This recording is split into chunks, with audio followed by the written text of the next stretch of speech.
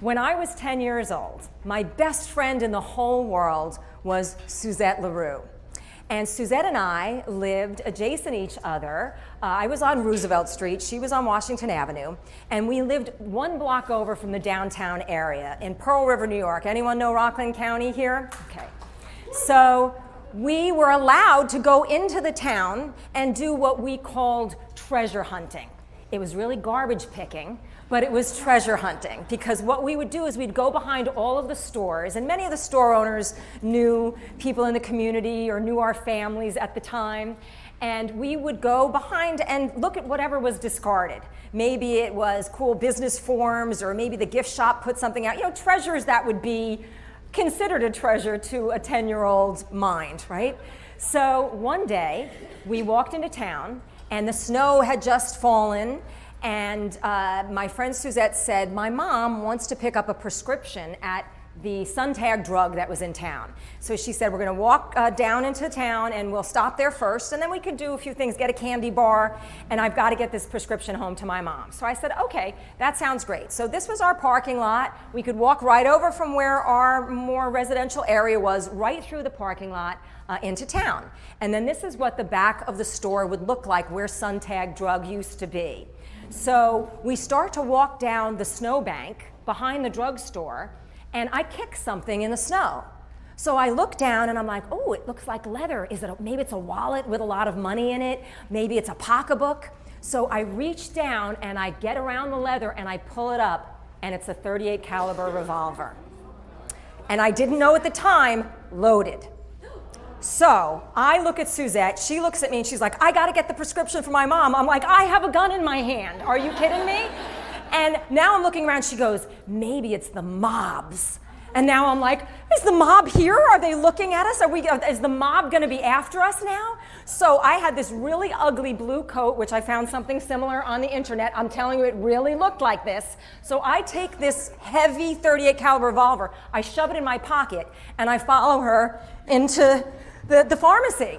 And now, we're 10. And now there's the big older pharmacy guy behind the counter, and I'm sitting there thinking, he knows I have a gun in my pocket, and I'm trying to keep my cool, and I'm doing whatever I have to do and I'm thinking, how long is this gonna take? So finally, she is done, and we go now walking out to the other side where the main road is. And I don't know if any of you have seen the Christmas Story, but does anybody know Scott Farkas? Okay, so he was the town bully. So we had a Scott Fergus who was our Scott Farkas. So now I come out of the thing saying to her, we've got to get to the police booth, we've got to get this to the police, and now we walk out and here is Scott Farkas and the other kid. And now I'm trying to say to them, we have to go, because if they pushed me like they normally did, I was afraid the gun was going to fall out of my pocket. Any number of things could have happened. So finally, we deal with him and we start running down to this police booth, and we finally get there. And I'm going in the wrong direction here. Scott came back to haunt me again there for a second. Did you see that? I can't get away with him. But what now happened was, this is the real police booth. And I get in there and the door opens and there's a officer behind the counter, and now mind you, I had stuck it in my pocket, right? So I pull it out in the pointing position.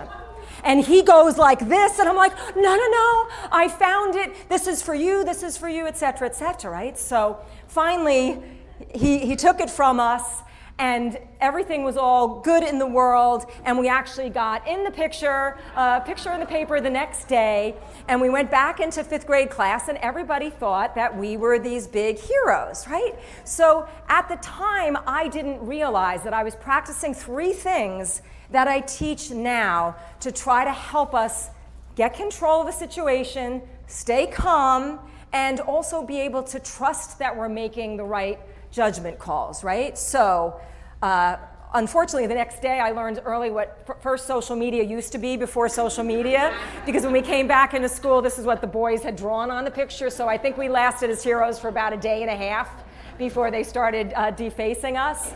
But really, this is my confidence method that I've worked on over the years, working with a lot of high-profile people, whether they're on air, on camera, whether they're experts or executive presence.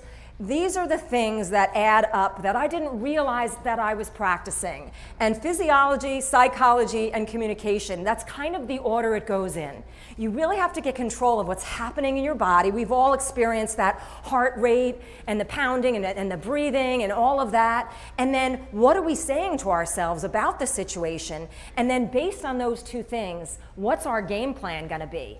How are we going to show up and communicate so that, if you pull out a gun and somebody puts their arms up, nothing bad ends up happening, right? So there were a lot of bad things that could have gone wrong that day that in retrospect, I was like, I don't know how I pulled it off in my 10-year-old brain, but I followed those three things to get through the pharmacy, to deal with the bully, and then to overcome pulling out the gun in the wrong direction for the police officer. So we're going to talk a little bit about how we can utilize those things in any pressure situation that we might be in.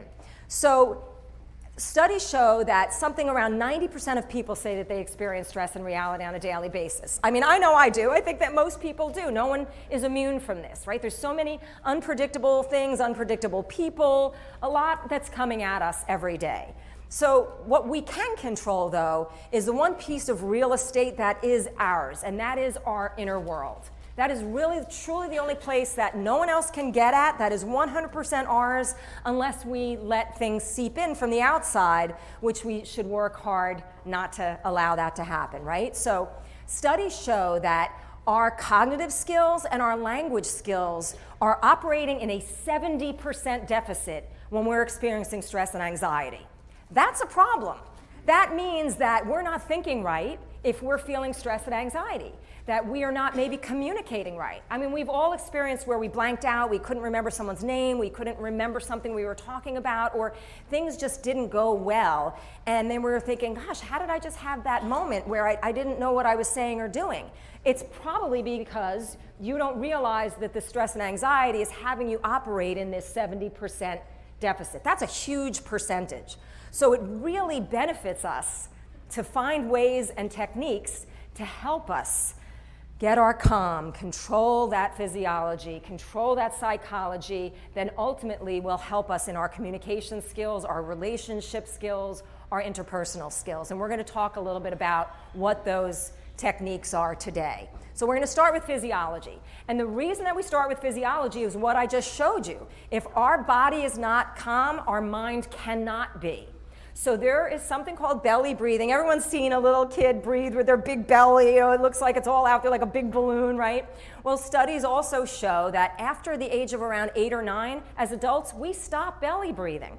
We're no longer breathing from this this is our diaphragm down here. It's like a cummerbund. It's like almost like a flat little pizza that's here. And it expands and contracts as we breathe.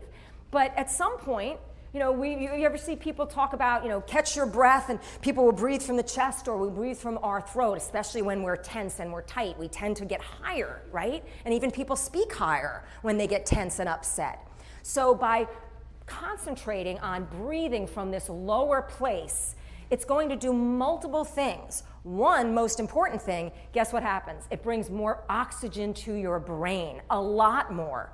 And now, cognitively, we're going to be thinking better. Breathing from that belly makes us be calmer. It lowers our heart rate. There's a whole host of things that happen when we start to intentionally. So try this after you leave here today. Catch yourself. 9 out of 10 times you're going to feel you're getting your breath from here or from here. And start picturing this, and this is difficult, right? Because we're all people are telling you, suck in your gut, watch your muffin top, don't let it hang out. So, we're walking in, sucked in a lot, right? And that's not serving us well. We need to get that oxygen in from a lower place to serve us better. Okay, I need to explain to you how difficult it is to get a decent picture of a tongue that I could show people in public. I had to search the internet for quite some time to just get a really nice picture of a tongue here, right? So how often do we really think about our tongue? Probably not too often, right? But when we relax our tongue, it causes this cascading effect of relaxation in our whole system. So I want you to play with this right now. So think about your tongue.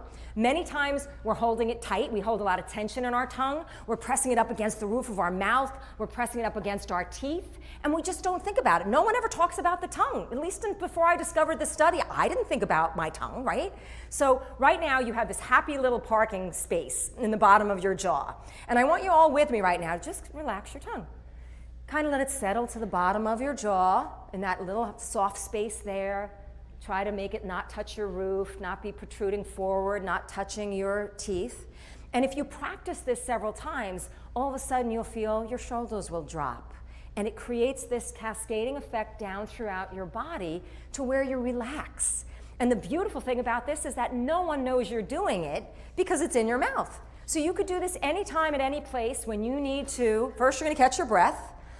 Then you're going to relax your tongue, and you're going to feel it cascade all the way down your body. So from now on, you will think of your tongue, and you'll think of Patricia Stark when you think of your tongue. Isn't that a pleasant thought, that next time you're thinking of that? All right, so now we're going to do an exercise together. So it's one thing to exercise and relax and, kind of get that tongue working in your favor, right? But sometimes we're carrying so much tension and we're stressed out, and there's chaos around us, someone is driving us crazy, and we're frankly all worked up. And a couple of these little things that we have up our pocket may not always work when we need them to. So I'm warning you, I'm going to practice this for you before I ask you to do it, but it's going to get ugly. I'm going to get ugly, and you're going to get ugly, and I want you to be willing to go there with me. Let's go. Okay? Awesome. So I'm going to demonstrate. It's called the lion's breath. You're going to stick out that tongue in a relaxed manner so it kind of can do whatever it wants to do. And then you are going to shake your head, and you're going to let out a roar of release. So you ready for me to do it? No. Ah! Woo! That felt awesome. What did they say in Harry Met Sally? I'll have what she's having. That was great. Okay, now you don't have to stand, but it's your turn. And I need you to be all in on this. In 3, 2, 1. I love you people. You really went all in. Did that not feel awesome? And if you were all tensed up, all worked up, that would have felt even better, even better. All right. So let's talk a little bit about body language. So when we're talking physiology, we're also talking about our body language. And when I went to Washington, D.C. 10 years ago, I got certified as a body language trainer. We watched videos of doping athletes, lying politicians, serial killers, frame by frame, to see what their micro-expressions were doing, what their body language was doing. And I'm just going to give you a few of those takeaways now so that you can think about how you're presenting yourself with your body language and how you might read others and their body language to give you some insight on the situation, right? So Amy Cuddy worked for Harvard. She was a social scientist, and she did this great TED Talk about how you can change your physiology in just 2 minutes by how you change your body language. So you'll see the top row is what's called high power body language poses. That's when we're using our space, we feel confident, we're expressive, we're not minimizing ourselves. The bottom one is called minimizing, low energy body language, where we're kind of almost, shrinking down into a fetal position. We're minimizing ourselves, we're minimizing our space. So in just 2 minutes of switching to one of the high power positions, our cortisol level, which is our stress hormone, plummets. And our testosterone, which is our confidence hormone that both men and women have, shoots up in just 2 minutes. But the opposite is true for the bottom row. And can anybody tell me what are we normally doing these days that make us mimic that bottom row? On our phones, on our devices. So sometimes we're in this minimized position that is affecting our physiology. It's affecting our cortisol and our confidence levels, and we don't even know it. And now we go into a stressful situation or some kind of communication situation, and we don't even realize that we've had an impact on how we show up. So be aware of that now moving in the future. And if you're interacting with somebody and they're closing up and they're minimizing, you better ask some good questions and find out what's going on with them. Why are they recoiling and why are they lessening themselves in front of you? We got some rapport building to do. We got some trust building to do in that situation, right? And the opposite is also true. If people are opening up around us and using their space, well, they're feeling pretty good and feeling pretty trustworthy of us, which is a great thing, which is what we want people to feel. So there's something called mirroring that we do, and we don't even realize we're doing it. We literally start mimicking each other and doing things. You lift your coffee cup, I lift my coffee cup. We walk, we're both walking like this.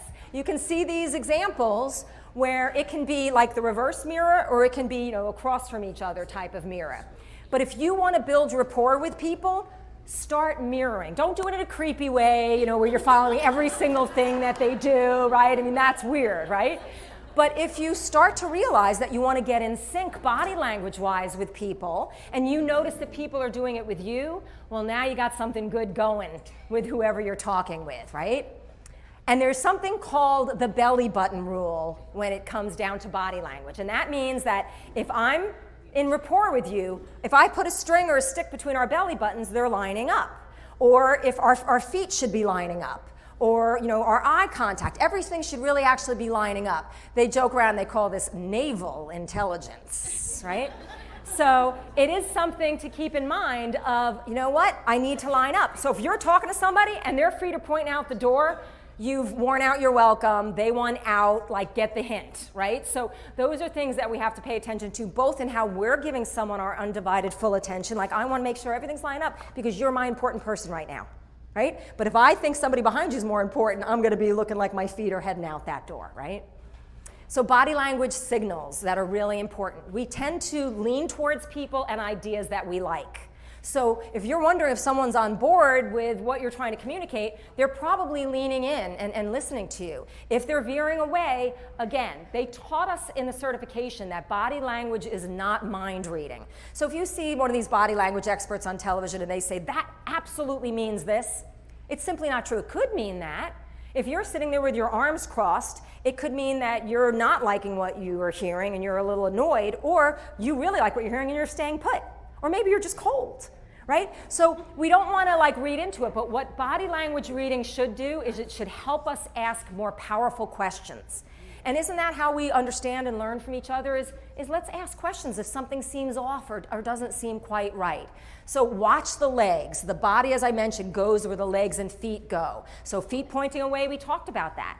If someone's across from you and they're bouncing their foot a mile a minute, they're getting rid of nervous energy for some reason. Something's going on that you need to address, and most of the time we don't look below the waist or we don't look under the table. Lots of information when things go. When my son would get in trouble when he was a kid and I was asking him questions, he'd wrap his ankles around the bottom of the chair like holding on for dear life, and I was like, all right, what happened?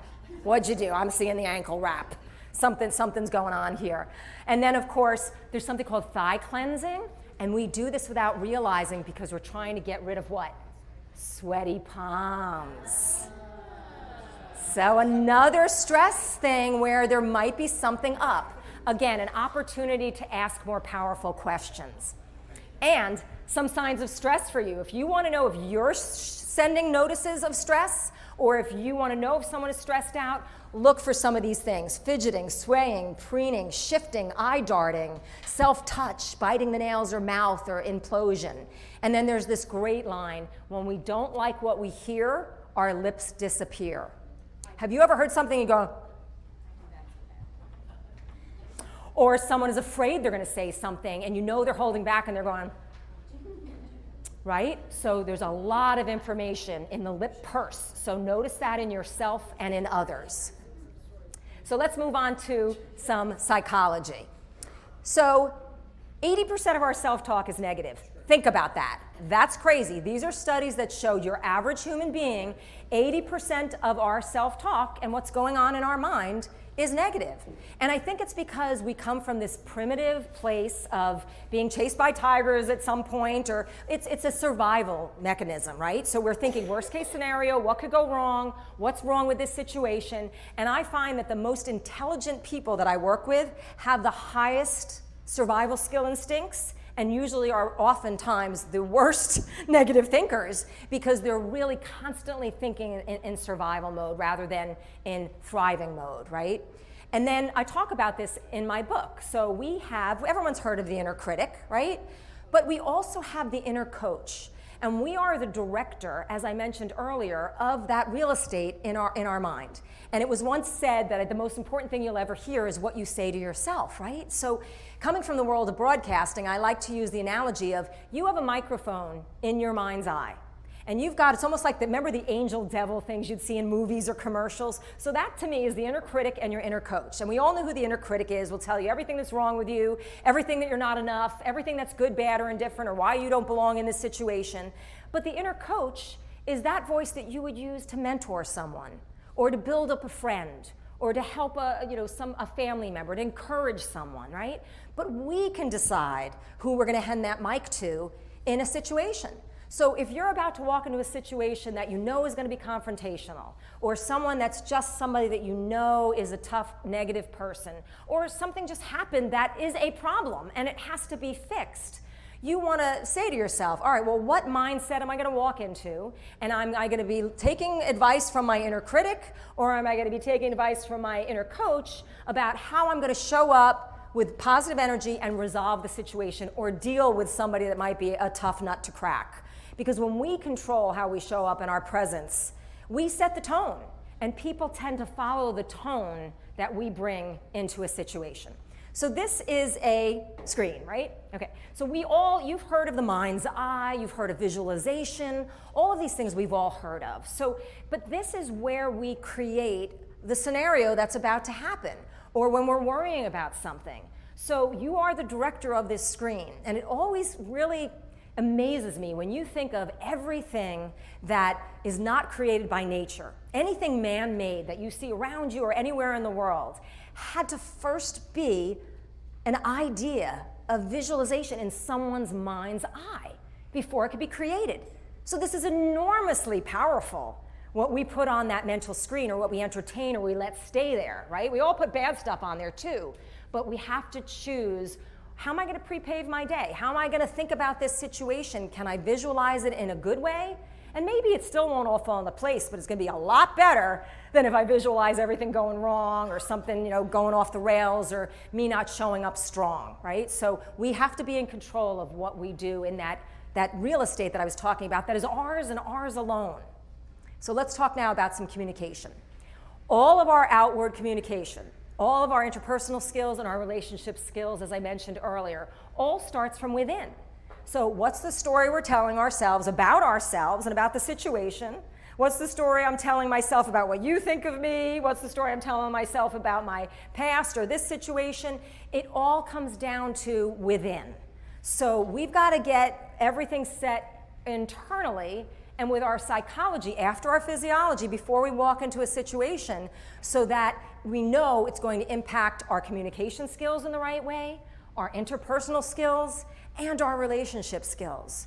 But oftentimes we're so busy, we're juggling 8 million things, we don't take the time to control the one thing that we have control over in this world. There's so much, and we all can attest to this right now, how much stuff in this world we have absolutely no control over. So much.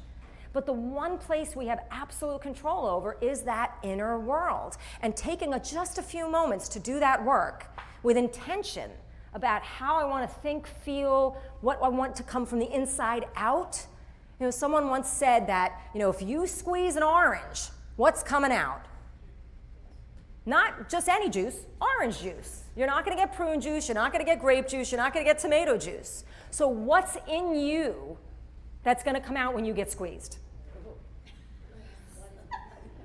Some really stuff we want to think about here. So that's why we really need to cultivate what's going on inside, because if we get squeezed, we want to make sure that we're in control so that we respond instead of react with our emotions, or react and lash out without thinking, or say something or do something that we wish we hadn't done. Again, one of the only bits of the world that we have 100% control over. So can anybody tell me what color this piece of paper is? Right. What color is a fresh blanket of new fallen snow? And what color is a peace dove? A peace dove, you know, peace dove, not a gray dove, not a pigeon. All right, a peace dove. What do cows drink? Who said milk? A bunch of people said milk. So do you see what I did there? I had you say white, white, white, white, so that you were thinking milk, but they drink water. So this is how quickly we make assumptions in just a split second. Now, I had someone challenging me at an event, and they said, well, baby calves drink milk. And I'm like, I didn't say calves. I said cow. So cows drink water. But Malcolm Gladwell wrote this great book many years ago called Blink, about how we make assumptions and we make split decisions in just a brief moment because we're making assumptions. And we need to slow things down. You know, I remember somebody interviewing Derek Jeter back in the day, and they said, how are you so successful at what you do and so good at what you do? And he said, over the years, I've learned how to slow the game down for myself.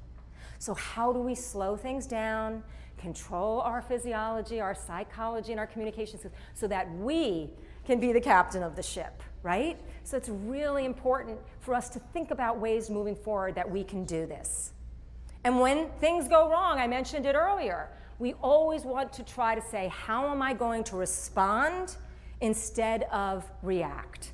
So sometimes it's just taking that moment. Like, don't have to respond right that second.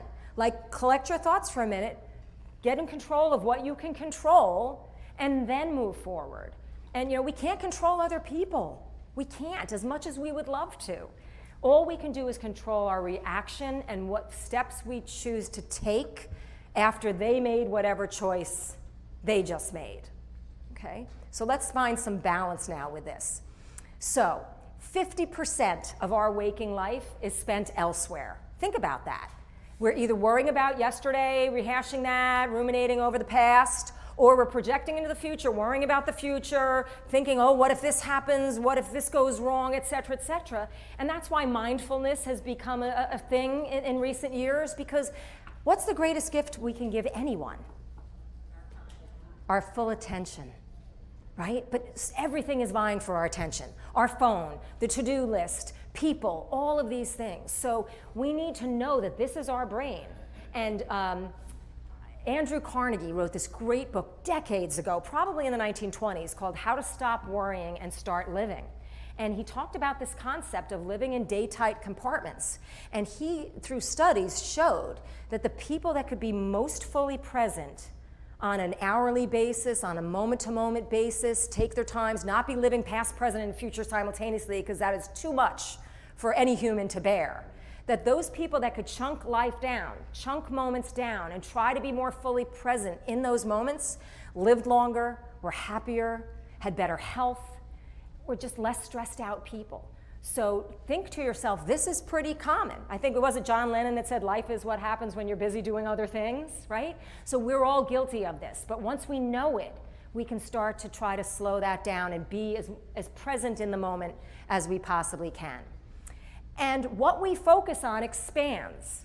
So if we focus on what we don't want to have in the world or for ourselves, or what we don't want to have happen, guess what we get? More of that.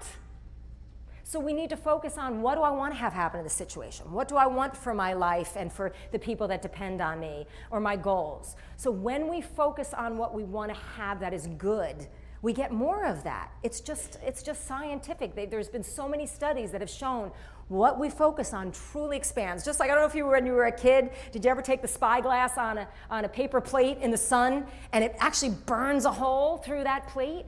That's focus, but that can be negative focus if what we're focusing on is what we don't want, or what we don't want to have happen. So one of the biggest confidence killers is worry. Worrying about stuff that most of the time we don't have any control of. And there was this great University of Pennsylvania study done where they analyzed the worry journals of both men and women, thousands of them. And they found out through this whole study that 91.39% of participants' worries never happened, didn't come true. And for the small percentage that did, it worked out better than they thought that it was gonna. These are thousands and thousands of reports from these journals. And then the scarier thing is that worry took up 25% of the participants' days. So that means we're taking up 25% of our day worrying about 91% of stuff that's never going to actually happen. Doesn't that seem crazy? What a waste of time. Not going to do anything to help us, right? All right, so I'm going to give you this exercise right now that I want you to do. We're going to do kind of an abbreviated version of it right now. And you can take this and you can work with it after you leave here. But it's called the snow globe technique. There was a guy named Mark Thornton that I worked with several years ago to help prepare him to go in the media for his book tour. He was this really stressed out, high-powered Wall Street guy that was literally getting ill from the stress and anxiety. So he started taking meditation classes, fell in love with it so much that he left his corporate job and started going into corporations to teach them meditation and mindfulness. And he's the one that taught me this little snow globe technique. So everybody knows what a snow globe is. There's a picture of it here. So what I want you to do, everybody's going to close their eyes, and I'll walk you through this. And again, abbreviated version. You can do this longer when you do it at home. And I want you to picture this, your snow globe as your mind's eye. So the globe of your brain, the globe of your mind.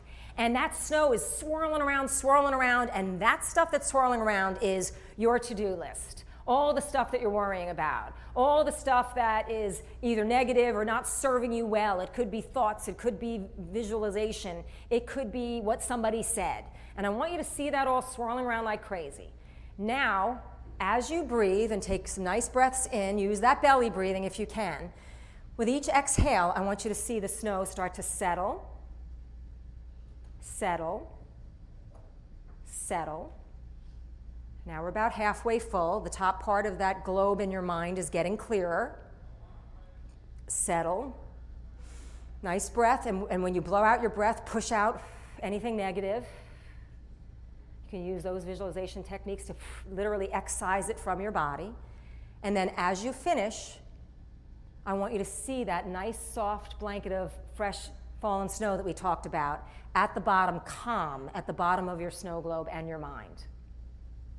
Now what's going to happen is you're going to get that domino effect of, as you do this, your breathing is going to get more under control, your heart rate is going to slow, and guess what else it's going to give you? It's going to give you clarity of mind so that now you can put something in that mind that was so busy. I call it like space junk usually flying around in there, right? When I do this exercise with kids, they're so cute. They're like, can I have dinosaurs in my head? How about Tonka trucks all around my head? I'm like, you can have whatever you want, just as long as you make it settle and it clears your mind. So it works for a lot of reasons. So what is your state of calm and confidence when you wake up in the morning? Do you immediately reach for your phone and look at all the emails and all the to-do lists and the bad news of the day and scroll down, doom scroll and all of that? You do that, that is literally setting the intention and energy. That is your foundation of your day. So I just ask you moving forward, lay there for a minute before you get up. Don't look at that yet. You can in a minute. But what I want you to do is take control of that real estate that is yours. Visualize something good, maybe something you're grateful for. Take those breaths. Think about how you'd like your day to unfold. And then maybe when you get out of bed, you can even say, thank you, as you land on the carpet.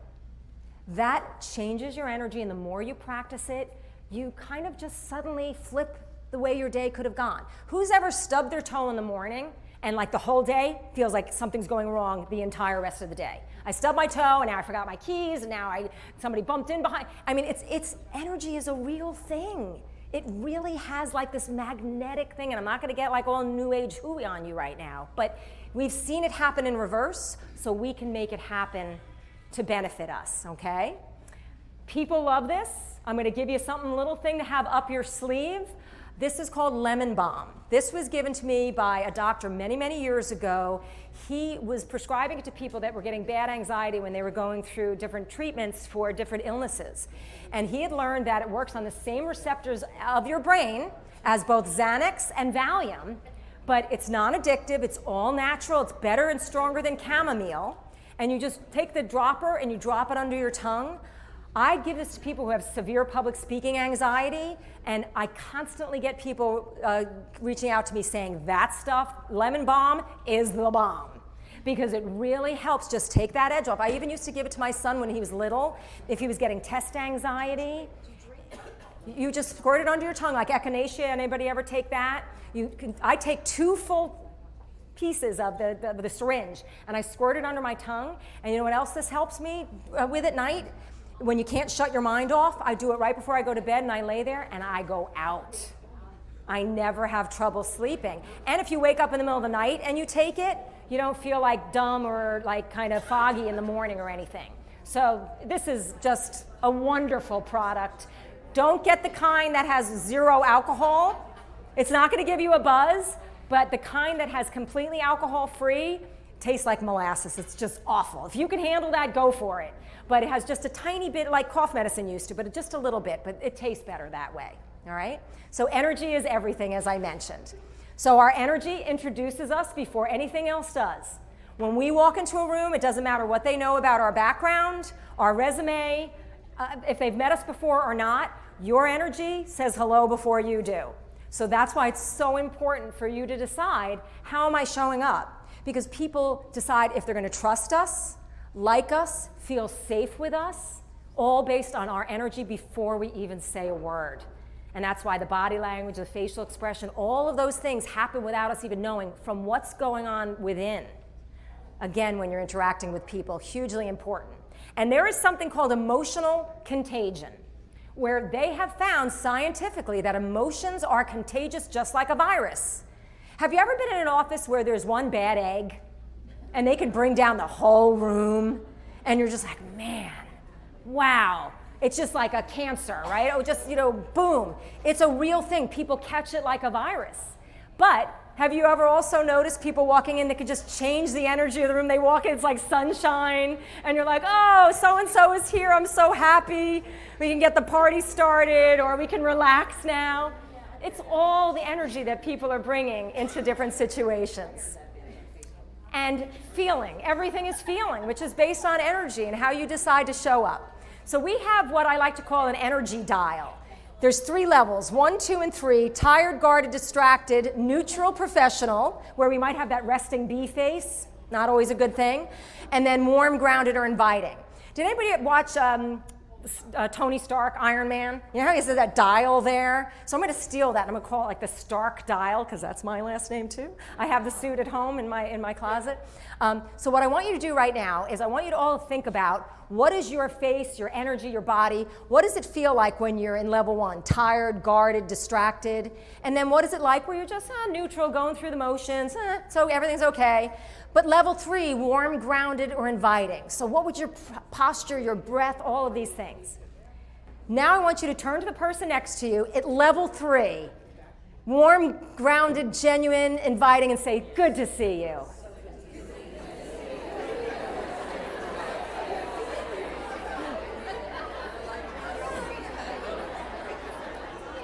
Isn't that so nice? Isn't that better? Look at this, see, you're already wanting to spend time with each other. But I need your attention back here. Did you see how that happened? You wanted to move forward. You wanted to engage more, right? And it's so much better than looking at somebody with resting bee face, right? Okay. All right, so now I want you to turn to the person next to you and look at each other with that neutral, no expression face. And really try to stare at each other. It's really uncomfortable. No smiling. No laughing, no smiling. Really, come on, give me that awful face. It's horrible. It's awful. Right? Nobody wants to see that. Okay, so you understand now and you didn't say anything. You didn't say anything. All right, so we did that. Now we can smile at each other again if you want to. So this is where decisions are made about you before you even speak. That's pretty powerful. So that's why we have to kind of get ourselves in order, right? So how do you want to show up?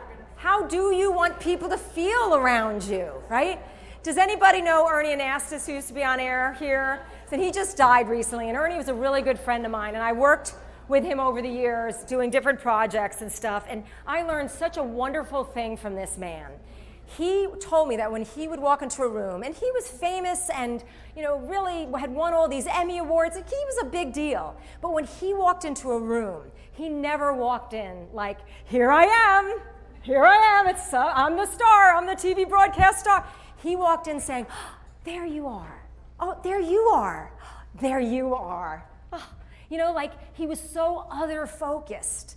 And he made people feel something around him. So when I met him years ago and I learned that, I try to do this now. Because what does that do? It not only makes people feel great around you, because remember, people don't remember a lot of what we've said, but they do remember how we make them feel, right? So to be able to be other-focused, the art of our forgetting ourselves, get your act together the best you can, hair, makeup, wardrobe, getting prepped with the mental work and all that other stuff. But at some point, we have to walk into the situation. So to be other-focused and not self-focused also takes so much pressure off of ourselves. We're no longer worrying about, how do I look? How do I sound? I hope they like me. No, we're like, hi, look at you. Like, what can I do to help you? How can I be of service to you? Right? And so it helps them and it helps you. It helps you get out of your own way and to be less stuck in the muck and mire that many of us get stuck in that can affect things. And you can create an anchor, by the way. Tony Robbins, the big infomercial, self-help guru from decades, talked about how, let's say you're having a great conversation with somebody, or you have a great moment, things are going your way, you're connecting great with people. You could sit there and kind of like do this little anchor. Well, this might be weird in front of people, but you could like tug on your earlobe. You could wiggle your toes, right? And then the next time that you're in this situation, you do that, and that anchors you back into that energy again. So like right now, you're a wonderful audience. I'm going to stare at you. I'm going to anchor in all of your faces. I'm going to look at you. I'm like, oh, I like these people. These are really nice people, right? So the next time I get in front of an awful, mean audience, I can just go, I'm remembering my folks down in New Jersey. They're going to make me feel good, right? And I'm making a bit of fun here, but anchoring really is a real thing. So it's something to think about that will help flip that switch and get you into that state of being and that presence where you want to show up your best and your most powerful and with great energy so that you can communicate with calm and confidence.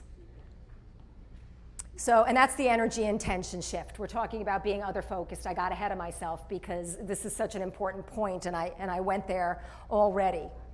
So let's just briefly talk about how do we adjust ourselves to different kind of people, right? So there's high anxiety people. So we could act like a regulator in this situation, right? Slower pace, slower, steadier voice, fewer words, more pauses. Our calm can kind of help them settle down, can help them kind of get out of their anxiety and their frenzy when you're dealing with some high energy, high anxiety type of people. Let's see, maybe you're analytical, they're analyzing everything. They could be like a little tough to deal with sometimes. Being more organized, showing clear structure, and then measured enthusiasm, like kind of meeting these people. Like we have different parts of our personality. We can kind of ride this like a clutch depending on who we're meeting with. But people tend to follow the lead of where you're taking them.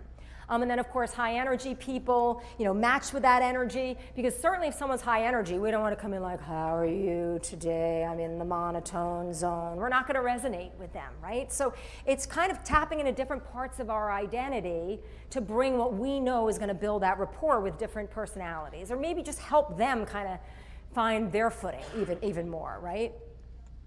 So let's walk into rooms with intention. Let's speak from regulation, not rush. And remember that people feel you before they hear you. And that's just such an important thing. So we got to feel good in our own skin. We got to feel good in that moment with ourselves walking into a situation, because that's transferable. And that's my note to let me know what time it is. Okay, so I put together a gift for you guys today. If you want to take out your phone and scan this code, you can also take a picture of this. What it's going to do is going to give you a downloadable document that I put together for you, so you didn't really have to take notes today. I included a bonus up front about how to eliminate imposter syndrome. If any of you ever fall into that category, which most people do, especially if you're growing into a new role, or you're becoming something you haven't done before, you're advancing or changing a role, that imposter syndrome as we're growing can really affect how we show up. So it will give you that, it'll give you the different levels of the Calmfidence Method, and then I even included some of the exercises that we did today, but I included something that's a really important bonus. So at the very least, if you're not going to do this here, it's going to ask you some survey questions that help me and help the event organizers. But most importantly, there's going to be a link at the bottom of that document for something called the VIA character strengths. So University of Pennsylvania, a man named Martin Seligman, started their whole positive psychology program years ago. Before that, it was all just about dysfunctional psychology. And what he did is he created an assessment where you can sit down, kind of like, who doesn't like a fortune cookie or going to a psychic or someone telling you about you? Like we all like to hear, well, tell me about myself, right? But you can take this survey and it will ask you a bunch of questions, take your time with it, but what it will give you is what are your top strengths. It'll tell you probably 24, but the top 5 is what they say to really focus on. And if you look at what your top 5 strengths are, maybe it's humor, maybe it is being analytical, maybe it's rapport building, maybe it's your faith, maybe, it could be any number of things, and everybody will be different.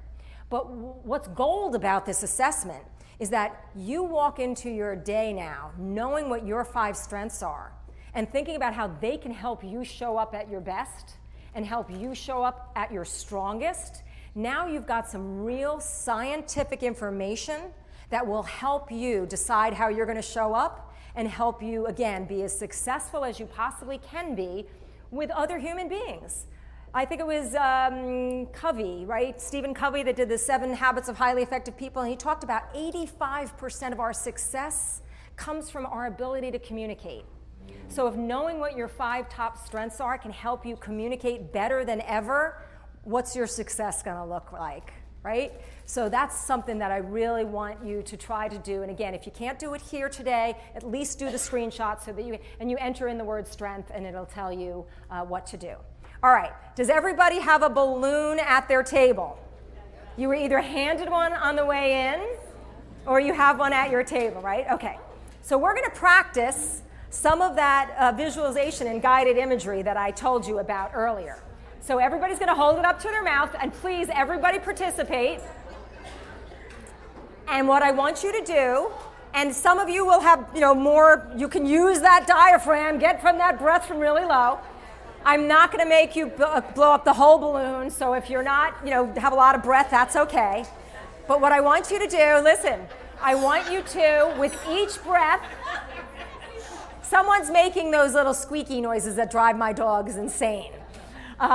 It's okay, we're having fun here. But really, I want you to intentionally do this right now. Into the balloon, I want you to blow anything that's driving you crazy. Any negative thoughts, negative people, stuff that's pissing you off, stuff that you're upset about, stuff that you're worrying about. Please fill the balloon.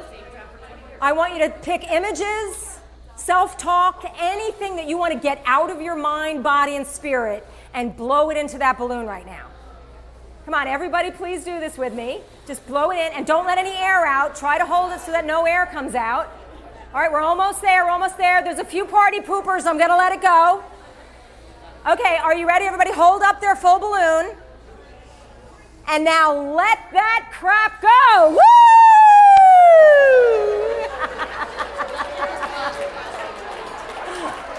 You did it.